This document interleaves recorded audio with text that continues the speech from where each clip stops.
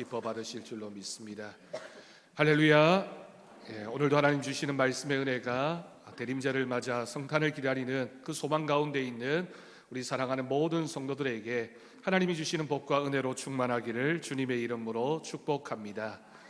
여러분, 나비 효과라고 하는 말이 있습니다. 어떤 일을 시작할 때 있었던 작은 어떤 행동이나 어떤 환경적인 요인이 원인이 되어서 결과에서는 아주 큰 변화를 만들어낼 수 있을 때 나비 효과라고 하는 단어를 사용하게 됩니다. 미국의 기상학자였던 에드워드 로렌즈라고 하는 사람이 주장한 것으로서 브라질에 있는 나비의 날개짓 하나가 미국 텍사스 지방에 토네이도를 일으키는 결과로 나타났다.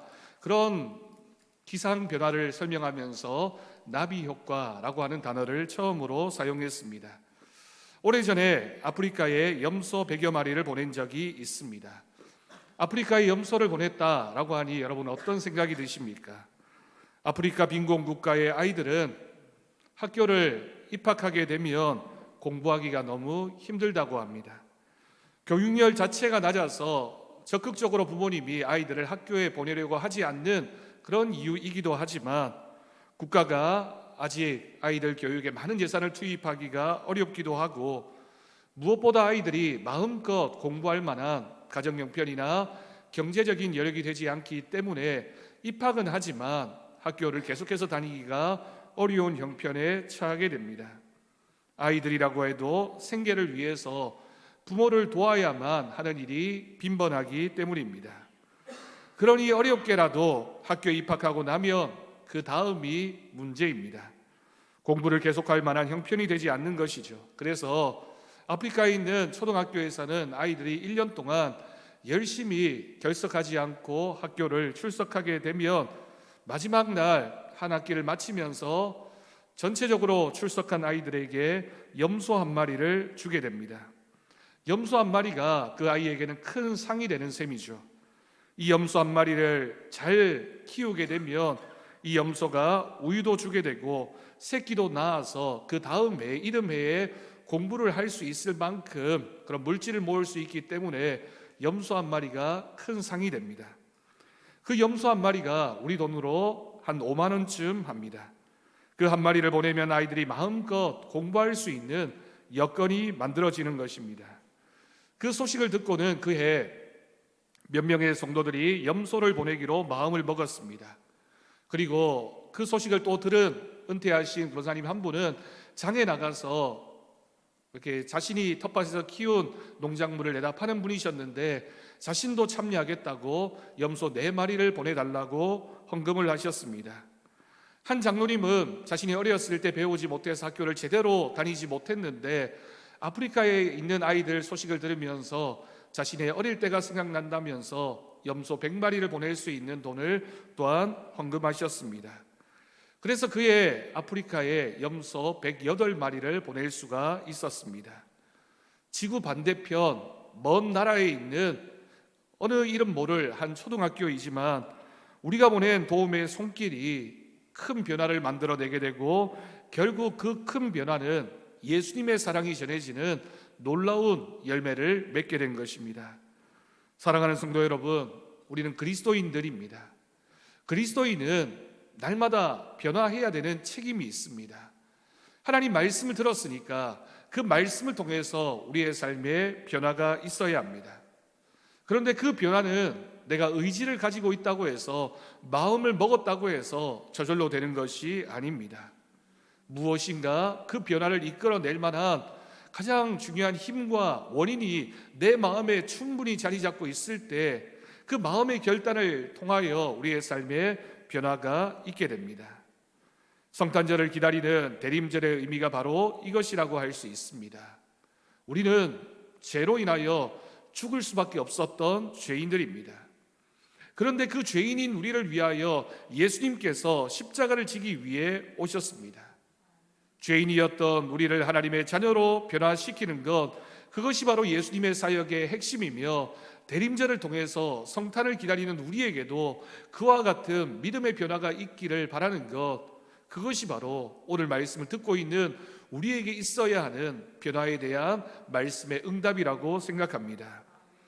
이런 변화에 관한 중요한 진리를 가르쳐주는 말씀이 바로 오늘 우리가 읽은 이 빌레몬서에 담겨져 있는 말씀입니다.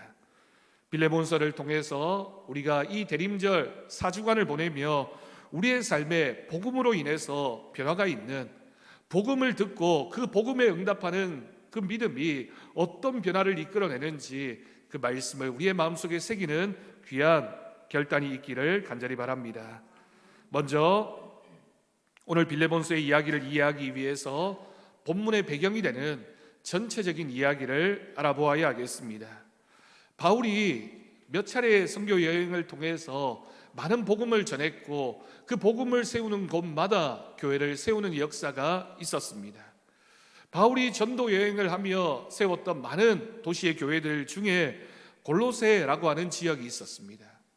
골로새라는 지역에 세워진 교회가 바로 골로새서라고 불려지는 그 성경의 배경이 되는 그 교회입니다.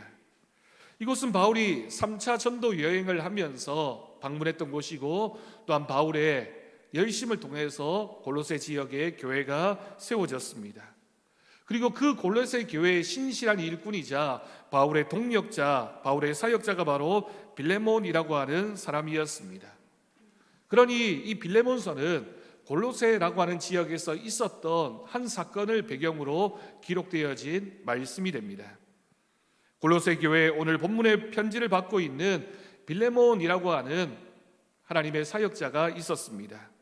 근데 이 사람은 경제적으로 매우 유복한 그런 가정이었나 봅니다. 그러다 보니 종이 여럿 있었습니다.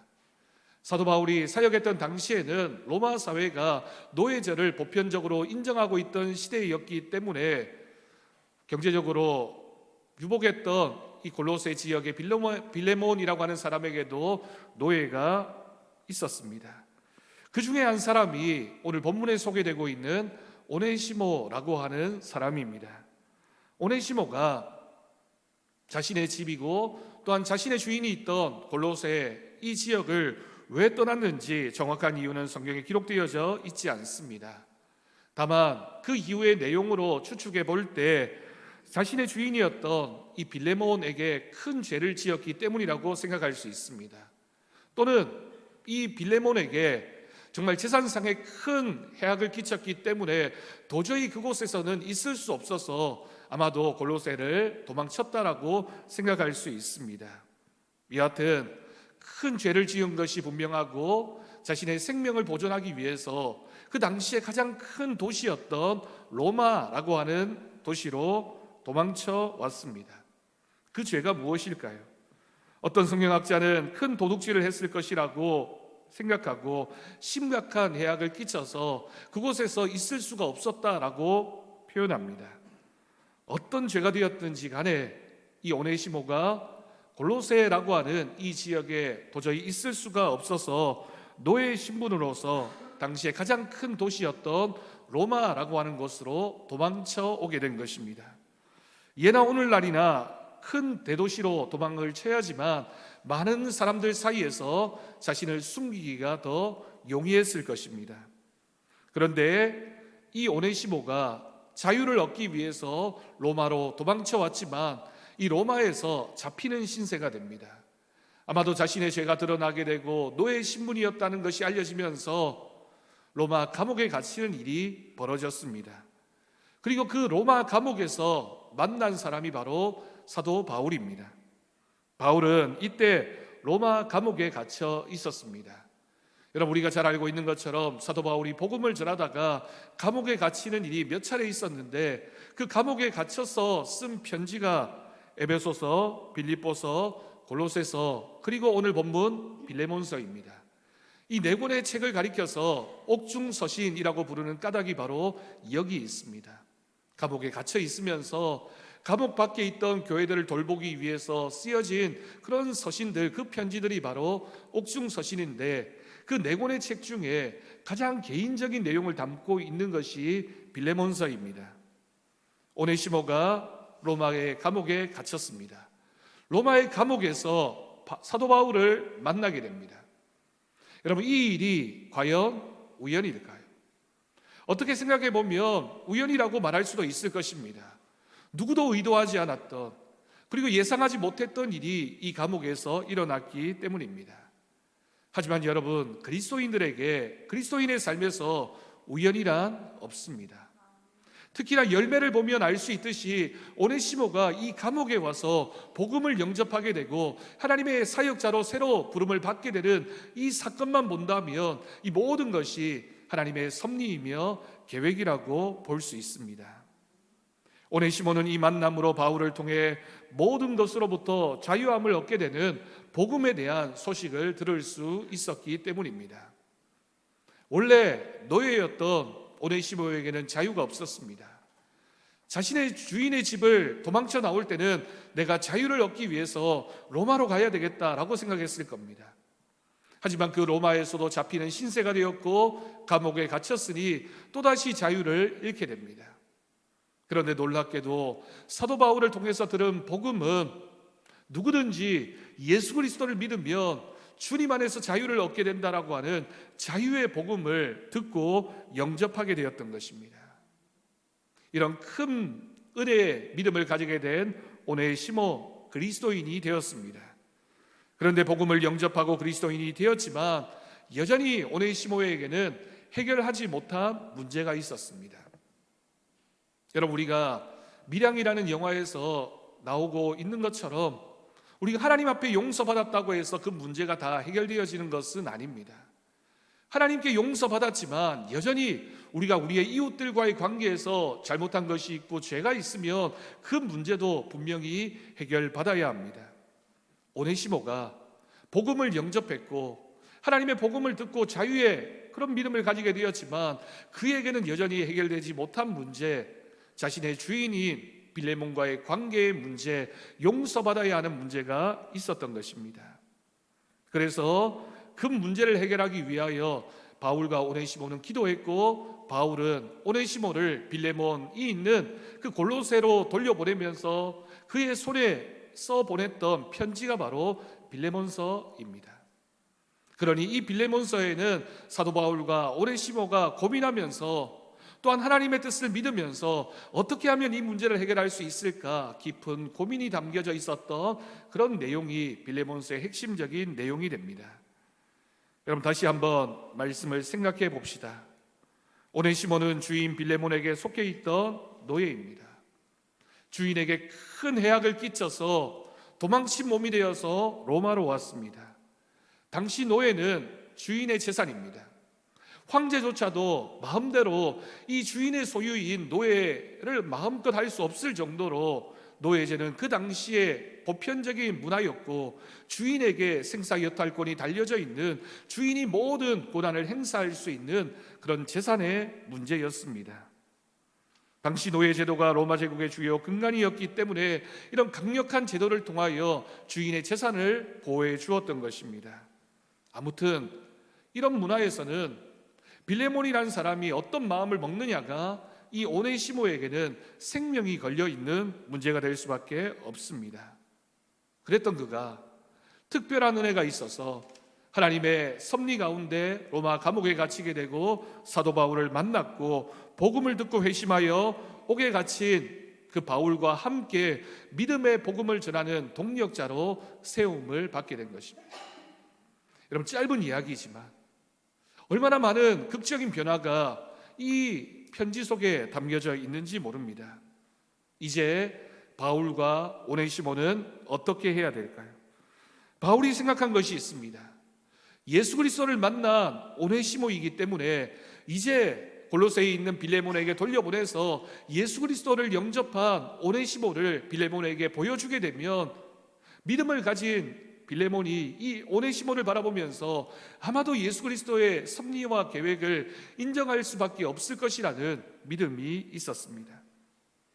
오네시모가 이렇게 변화되어졌으니 이런 변화의 모습이라면 분명히 빌레몬의 용서를 받을 수 있을 것이라고 확신했던 것입니다. 여러분, 그와 같은 바울의 확신이 오늘 본문 11절에 기록되어져 있습니다. 본문 11절입니다. 그가 전에는 내게 무익하였으나 너에게 해를 끼치고 너에게 손해를 주는 그런 사람이었지만 이제는 나에게도 너에게도 유익한 사람이 되었다라고 오네시모를 소개합니다. 여러분, 이것이 바로 믿음의 변화입니다. 예수 그리스도를 믿기 전에는, 예수 그리스도를 알기 전에는 오네시모는 주인에게 해를 끼치는 사람, 그 죄로 인하여 죽을 수밖에 없는 사람이었지만 이제는 예수 그리스도를 영접한 이후에는 나에게도 너에게도 유익을 끼치는 사람이 되었다라고 사도 바울이 오네시모를 그렇게 표현하고 있습니다.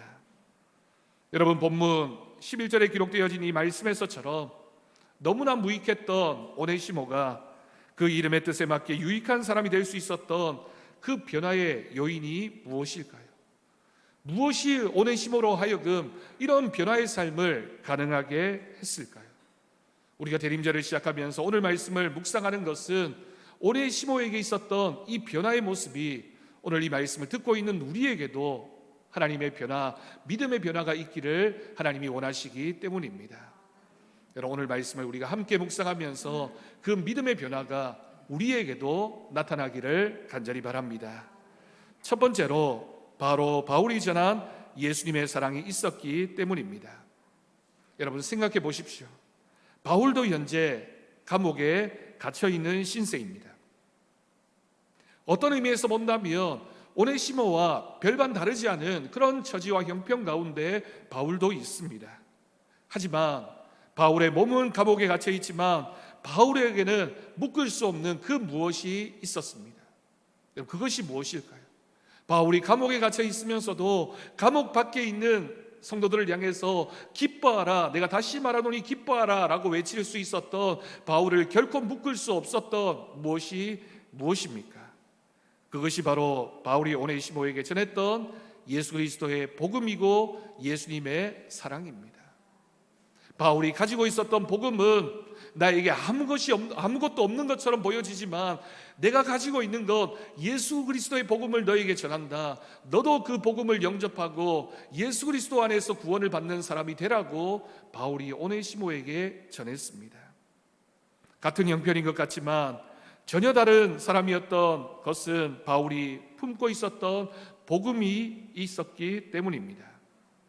여러분, 그 뜨거운 복음의 열정, 예수 그리스도의 사랑이 바울을 통해 오네시모에게 전해졌고 그 복음을 영접했던 오네시모가 결국 변화의 삶을 살아갈 수 있었습니다. 여러분, 사람이 얼마나 변화하기 어려운 존재인지 모릅니다. 우리가 참 많이 노력하지만 10년 전, 5년 전, 아니 작년의 모습과 여러분 우리의 모습이 얼마나 달라졌습니까? 한 해를 시작하면서 하나님, 제가 올 한 해는 이렇게 변화되기를 원합니다 라고 기도했지만 여러분, 우리의 모습이 얼마나 변화되어졌는가요? 여전히 이기적이고 상처투성이에 늘 불평하고 원망하는 내 모습이지 않습니까? 여전히 혈기 부리고 전혀 변화되지 않는 내 모습을 보며 실망할 때가 더 많은 것이 우리들의 솔직한 모습입니다.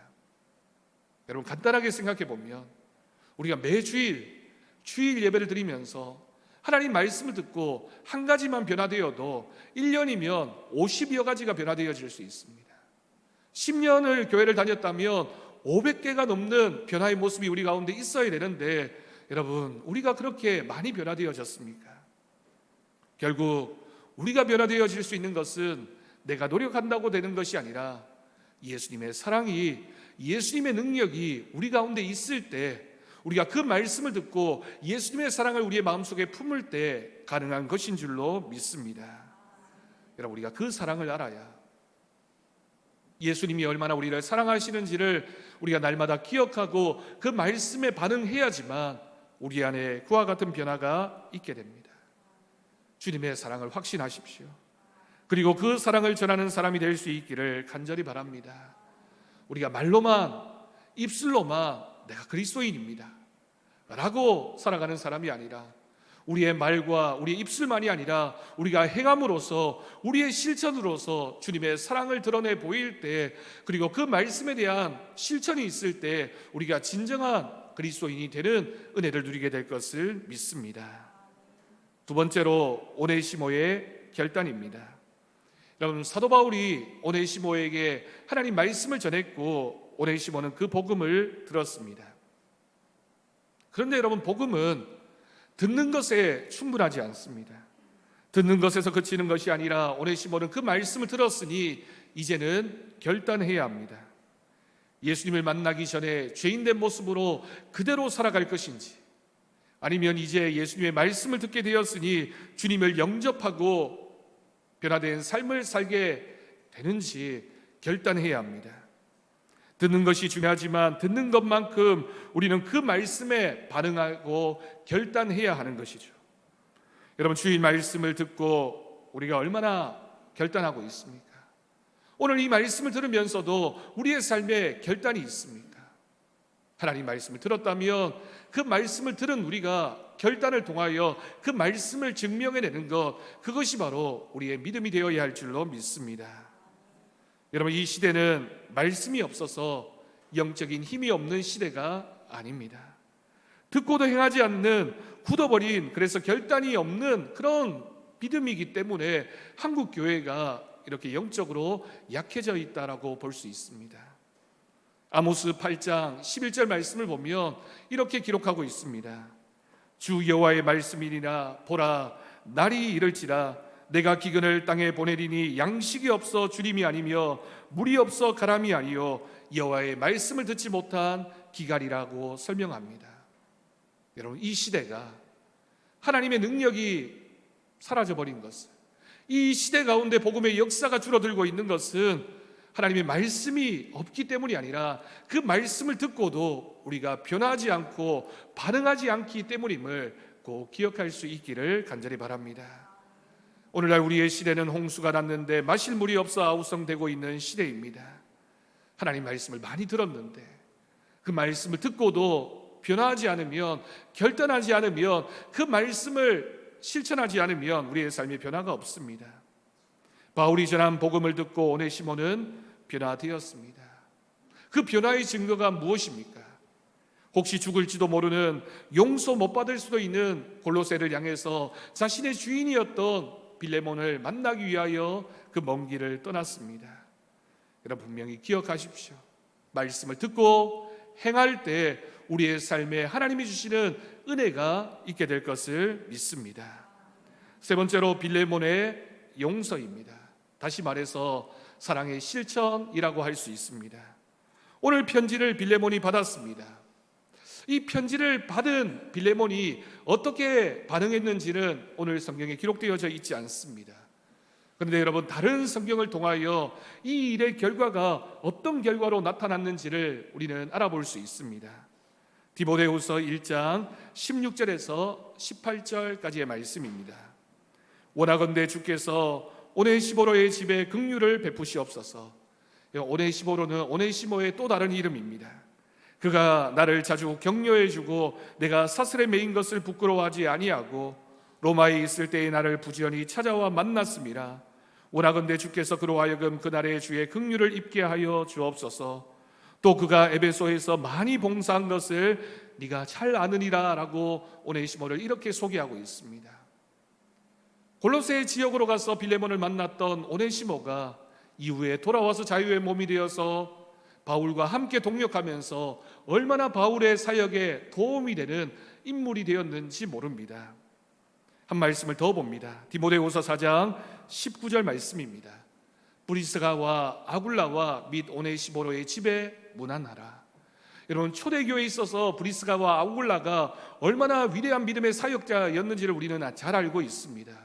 그런데 놀랍게도 브리스가와 아굴라의 이름과 더불어서 오네시모의 이름을 한 문장에 놓음으로써 오네시모도 그런 귀한 믿음의 사역자가 되었음을 증거하고 있는 것입니다. 오네시모는 이렇게 골로새 교회 빌레몬에게 용서를 받았고 결국 초대교회의 귀한 일꾼이 될 수 있었습니다.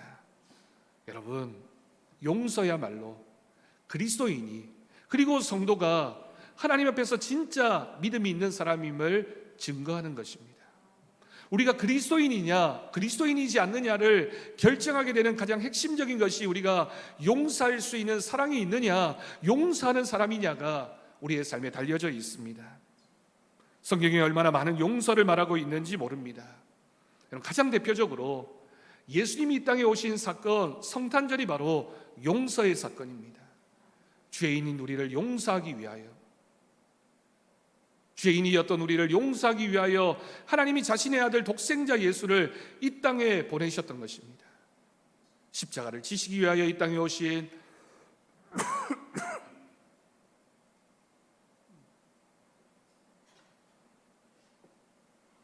십자가를 지기 위해서 이 땅에 오신 예수님의 그 용서의 사건을 우리가 기억하는 것, 그것이 바로 대림절을 보내는 우리들의 믿음이 되어야 할 줄로 믿습니다. 우리 주님도 그래서 그렇게 말씀하셨습니다. 너희가 이미 1만 달란트를 용서받았으니 100데나리온 빚진 자를 용서하라고 말씀하십니다. 우리가 진정으로 우리 곁에 있는 형제를 용서하지 않으면 하나님도 너를 용서하지 않을 것이다. 네가 진 빚을 탕감해 주지 않을 것이다 라고 말씀하셨습니다. 여러분, 우리가 주기도문을 암송할 때마다 하나님, 우리가 우리의 죄를, 우리의 이웃의 죄를 용서해 준 것처럼 하나님 우리의 죄를 용서해 달라고 우리가 기도하고 있지 않습니까? 그러니 여러분, 용서가 바로 사랑입니다. 우리가 적어도 사랑을 말하려면 우리가 얼마나 용서하는 삶을 살고 있는지를 돌아보아야 할 것입니다. 용서하고 사랑할 때 그 사람이 그리스도인입니다. 용서하고 사랑하는 성도가 있는 교회가 바로 좋은 교회입니다. 여러분, 경상남도 함안에 가면 손양원 목사님의 기념관이 있습니다. 여수에만 있는 것이 아니라 함안에도 목회하셨던 곳이기 때문에 그곳에도 기념관이 있습니다. 그곳에 가서 손양원 목사님의 그 일생을 보면서 그런 생각을 했습니다. 어떻게 자기 자식을 죽인 그 사람을 용서할 수 있었을까? 저만 그렇게 생각했던 것이 아니라 같이 갔던 권사님도 그렇게 생각하셨나 봅니다. 그래서 저에게 이렇게 얘기하셨습니다. 손양원 목사님이시니까 가능하지, 목사님 우리는 불가능하지 않을까요? 여러분, 그럴 수 있습니다. 손양원 목사님이니까 가능했겠죠. 하지만 이렇게 생각해 보십시오. 손양원 목사님도 그 사람을 용서하면서 피눈물을 흘렸을 것입니다. 용서하기 위해서 수없이 기도했을 것입니다. 용서하기 위해서 잠 못 이루는 밤을 며칠을 보내야만 했을 것입니다. 아니, 용서해 놓고도 내가 잘한 것일까? 얼마나 많이 후회했는지도 모릅니다. 여러분, 이 질문을 우리에게 한번 해봅시다. 여러분, 왜 우리가 사랑하지 못할까요? 왜 우리가 예수 믿는 사람이 용서하지 못할까요? 용서하기 위해서 피눈물을 흘리지 않기 때문입니다. 용서하기 위해서, 사랑하기 위해서 밤을 새워서 기도하지 않기 때문입니다. 용서하기 위해서, 사랑하기 위해서 내가 손해보는 것, 그것을 아까워하기 때문입니다. 여전히 내 안에 내가 살아있기 때문에 내가 아직 용서하지 못하는 것이고, 내 안에 내 이기적인 마음이 있기 때문에 내가 내 이웃을 진정으로 사랑하지 않고 있는 것입니다. 그러니 여러분, 기도하십시오. 우리가 눈물을 흘려야 됩니다. 용서하기 위해서, 사랑하기 위해서는 철저히 나를 쳐서 복종시켜야지만, 하나님 말씀에 순종해야지만 우리가 용서하는 사람, 우리가 사랑하는 사람이 될 수 있습니다.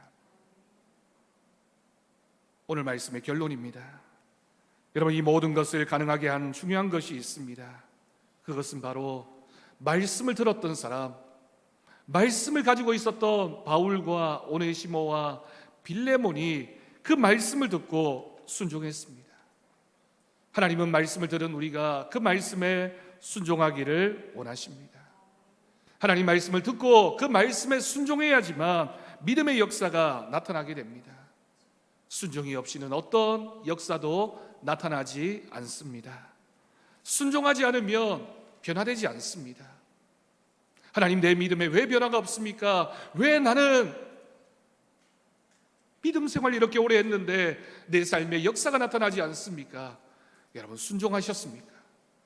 하나님 말씀을 듣고 작은 것 하나라도 지키기 위해서, 순종하기 위해서, 그 말씀에 반응하기 위해서 얼마나 여러분 눈물을 흘려보셨습니까? 염소 한 마리를 통해서 한 사람의 인생이 변화될 수 있는 것처럼, 내가 하나님 앞에 작은 순종을 할 때 우리의 심령과 우리의 가정과 우리의 교회가 변화되어지는 역사가 나타나게 될 것을 믿습니다. 내가 하나님의 말씀이니까 그 말씀에 응답해야지. 여러분, 그런 마음이 있으면 하나님이 우리의 그 마음을 사용하여 주실 줄로 믿습니다. 우리 더사랑교회는 어떤 교회가 되어야 할까요? 여러분, 우리가 무엇보다 대림절을 보내면서 더욱더 사랑이 넘치는 교회가 될 수 있기를 바랍니다. 대림절을 지나면서 우리가 더욱더 우리의 이웃을 사랑하는 믿음의 사람이 될 수 있기를 간절히 바랍니다. 여러분, 우리가 변화할 수 있을까요? 예수님의 사랑을 기억하고 그 사랑을 우리가 우리의 마음속에 새기면서 그 말씀에 순종하기를 애쓸 때 우리의 삶의 변화가 있게 될 것입니다. 그래서 그 사랑으로 사람을 세워나가는 교회가 됩시다. 우리가 우리의 주변의 이웃들을 바라보면서 우리 사랑하는 지체들을 바라보면서 칭찬하고 인정하고 받아들이고 때로는 용서하고 서로 격려할 때 성령의 역사가 이 교회와 가정을 통하여 나타나게 될 것을 믿습니다. 하나님 말씀에 순종해서 사랑하는 믿음이 되면 우리가 그 사랑으로 우리 곁에 있는 누군가를 용서하기 시작하면 하나님께서 우리의 가정도 변화시켜 주시고 우리의 교회도 변화시켜 주시고 우리의 삶에 하나님의 역사가 나타나서 우리의 삶의 전부가 변화되어지는 하나님의 은혜가 있을 줄로 믿습니다. 그런 사랑의 실천과 하나님 말씀의 은혜가 넘치는 이번 대림절이 될 수 있기를 간절히 바랍니다. 대림절 4주간을 보내면서 우리가 성탄절을 기다리면서 예수님의 사랑의 그 성탄의 의미가 오늘 이 자리에 함께한 우리의 마음속에도 깊은 하나의 촛불이 되어서 우리의 이 불이, 이 환한 촛불 하나가 이 세상을 밝히는 어둠을 몰아내는 사랑의 촛불이 되어지기를 주님의 이름으로 간절히 축원합니다. 기도하겠습니다. 하나님 아버지, 감사합니다. 우리의 삶에 하나님이 기뻐하시는 변화가 있게 하여 주옵소서. 주의 말씀을 듣고 복음이 우리 안에 있다면 하나님, 우리가 용서하며 사랑하기를 원합니다. 실천하기를 원합니다. 변화된 우리의 삶이 되어지기를 원합니다. 하나님, 우리를 사용하여 주옵소서. 하나님의 음성을 기다립니다. 하나님, 이번 대림절 기간 주님의 사랑의 실천이 우리의 삶을 통하여 나타나게 하여 주옵소서. 감사드리옵고 예수님의 이름으로 기도드립니다. 아멘. 감사 찬송